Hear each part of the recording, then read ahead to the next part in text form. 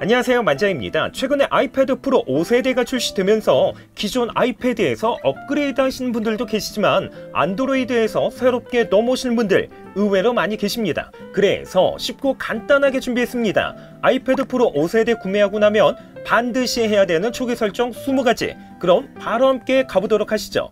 가장 먼저 페이스 아이디를 설정해 볼 텐데요. 페이스 아이디의 경우는 이미 인식률이 상당히 높은 편이지만 특정 상황을 대비해서 인식률을 더 높여줄 수가 있습니다. 설정에서 페이스 아이디 및 암호를 선택하신 다음에 설정 암호를 입력을 해주시고 위에서 네 번째 대체 외모를 설정해서 한 번 더 얼굴 인식을 해주시면 됩니다. 그리고 하단에 있는 페이스 아이디 사용 시 화면 주시 필요를 비활성화해 주시면 페이스 아이디로 잠금 해제를 할 때 아이패드를 바라보지 않은 상태에서도 잠금 해제가 가능합니다. 단 이 기능을 사용하게 되면 보안 기능이 약해질 수 있다는 거 참고하셔야 되겠죠. 아이패드를 사용하면서 정말 편하게 사용하는 기능 중에 하나가 바로 페이스 아이디를 사용해서 각종 어플을 로그인하거나 결제를 간단하게 할 수 있다는 건데요. 상단에 있는 아이튠즈 앱스토어 그리고 암호 자동 완성을 모두 활성해 주시면 된다는 거죠. 기본적으로 잠금 화면 상태에서도 이렇게 제어센터와 위젯 사용이 가능한데요. 만약 보안을 위해서 이것조차 사용하는 거 원하지 않는다면 하단에 있는 잠겨있는 동안에 접근 허용해서 제어센터 그리고 오늘 보기를 비활성화해 주시면 됩니다.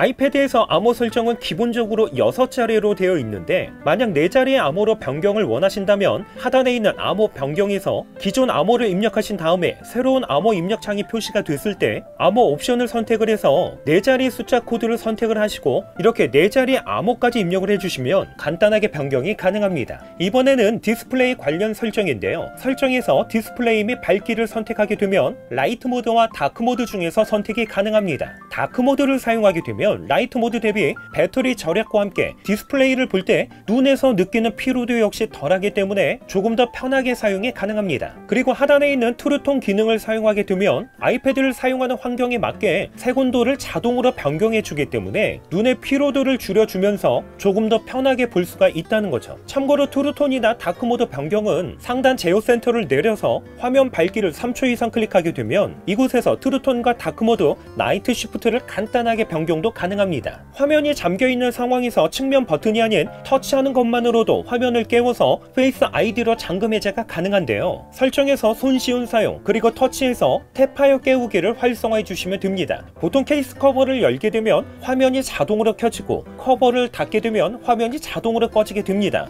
그런데 만약 화면이 자동으로 꺼지거나 켜지는 게 안 된다면 설정에서 디스플레이 및 밝기 중간 정도에 있는 잠금 해제 기능을 활성화해 주시면 바로 사용이 가능합니다. 그리고 미리 알림 보기의 경우도 항상 표시를 하거나 화면이 잠겨있지 않을 때만 표시 혹은 미리 보기 기능 자체를 사용하지 않을 수도 있는데요. 설정에서 알림 그리고 미리 보기 표시를 클릭하면 항상 잠겨있지 않을 때 안함에서 선택이 가능합니다. 항상을 선택하게 되면 화면이 잠겨있는 상태에서도 알림의 내용이 모두 표시가 되는 반면에 잠겨있지 않을 때를 선택하게 되면 화면이 잠겨있지 않을 때만 알림 내용 확인이 가능하다는 거죠. iOS 14부터는 이렇게 홈 화면에 위젯을 사용할 수가 있는데요. 만약 첫 페이지 홈 화면에 계속적으로 표시가 되도록 변경하고 싶다면 위젯을 3초 이상 클릭하신 다음에 상단에 있는 화면 유지를 활성화해 주시면 됩니다. 위젯 추가의 경우는 왼쪽 상단 플러스 버튼을 클릭해서 추가 및 위치 변경도 가능한데요. 특별히 스마트 스택을 사용하시는 거 추천을 드립니다. 이렇게 위아래로 스와이프하면 다양한 위젯으로 변경도 가능한데 만약 필요 없는 위젯이 있다면 스텝 편집을 클릭해서 필요 없는 위젯의 경우는 오른쪽에서 왼쪽으로 드래그하면 삭제도 가능합니다. 이와는 반대로 필요한 위젯을 추가하고 싶다면 이렇게 드래그해서 스마트 스택으로 가져다 놓기만 하면 쉽게 추가도 가능합니다. 홈 화면 우측 상단을 내리면 제어 센터를 사용할 수가 있는데요. 설정에서 제어 센터를 클릭하게 되면 사용자에 맞게 제어 센터 메뉴 변경이 가능합니다. 자주 사용하는 메뉴는 플러스 버튼을 통해서 추가를 해주시면 되고 반대로 사용하지 않는 메뉴는 마이너스 버튼을 통해서 삭제해 주시면 된다는 거죠. 아이패드에서 매직 키보드나 가상 키보드를 사용하다 보면 자동 수정이나 자동 완성, 자동 대문자 기능으로 불편할 때가 종종 있는데요. 설정에서 일반 그리고 키보드에서 원하지 않는 기능은 비활성화해 주시면 됩니다. 저는 자동 수정과 함께 맞춤법이 틀린 곳에 빨간 줄을 그어주는 맞춤법 검사, 스페이스바를 2번 클릭해서 마침표를 찍는 단축키, 마지막으로 자동 대문자의 경우는 비활성화했습니다. 아이패드에서 전면 카메라로 촬영을 하게 되면 이렇게 좌우 반전이 돼서 촬영이 되는데요. 만약 보이는 그대로 촬영을 하고 싶다면 설정에서 카메라, 그리고 중간 정도에 있는 전면 카메라 좌우 방향 유지를 활성화해 주시면 보이는 그대로 촬영이 가능합니다.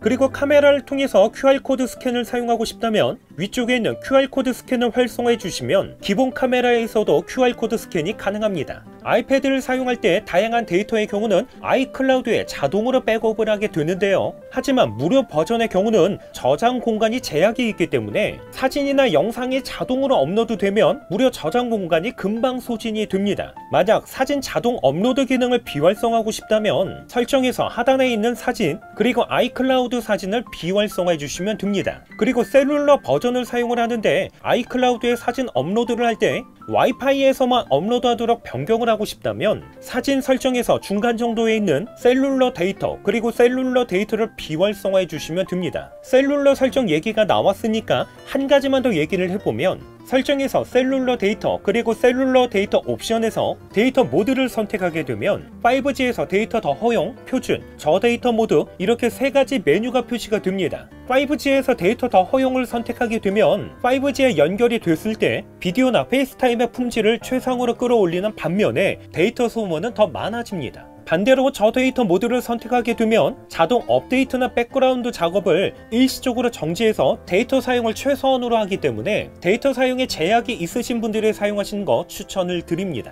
그리고 셀룰러 데이터 옵션에서 데이터를 선택하게 되면 5G 우선, 5G 자동, LTE 중에서 선택이 가능한데요. 5G 우선을 선택하게 되면 배터리 소모가 많아지는 반면에 LTE를 선택하게 되면 배터리 소모를 최소화할 수 있습니다. 이렇게 해서 아이패드 프로 5세대와 함께 iOS 14를 사용하고 계신다면 반드시 해야 되는 초기 설정 20가지 간단하게 한번 살펴봤는데요. 앞으로 아이패드와 관련된 다양한 꿀팁 영상들이 준비가 되어 있으니까요. 많은 기대와 관심 부탁드리겠습니다. 오늘 영상 도움이 되셨다면요. 좋아요와 구독, 알림 설정 한 번씩 부탁드릴게요. 이상으로 만짱이었습니다.